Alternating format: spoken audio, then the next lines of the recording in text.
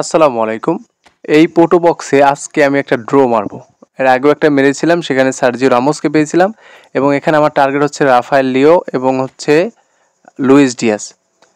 এখন আপনারা আপনাদের ফেভারিট প্লেয়ারকে কিভাবে পাবেন সেটা ট্রিক্সে দেখে দিচ্ছি। যে প্লেয়ারটাকে আপনি নিতে চান সেই প্লেয়ারটার উপরে কয়েকবার টাচ করবেন, টাচ করার পর তার এই ডিটেলসগুলো দেখবেন। দেখার পরে এখানে আর যে ভালো প্লেয়ার আছে যেমন রাফায়েল লিও, এই প্লেয়ারটাও কিন্তু ভালো প্লেয়ার, এটাকেও দেখবেন।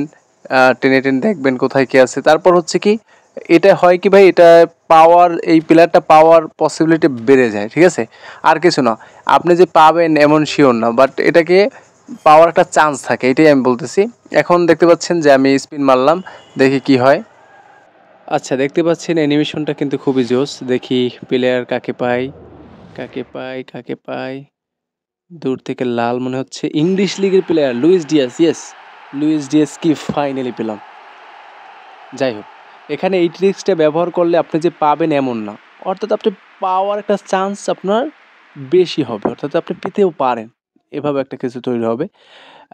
এই ওয়ার্ল্ড ওয়াইড পোর্টো বক্সে 11টা প্লেয়ার থাকে, আপনার জানেন পোর্টো বক্সে। এই পোর্টো বক্সে এই ট্রিক্সটা ব্যবহার করলে অনেকবার পাওয়া যায়, অনেক ক্ষেত্রেই পাওয়া যায়, আমি দেখছি। আর ওই 150 প্লেয়ার ভিতরে ইপিক বক্সে মারলে যে পাবেন এমন না, ওখানে অনেক বেশি প্লেয়ার থাকে।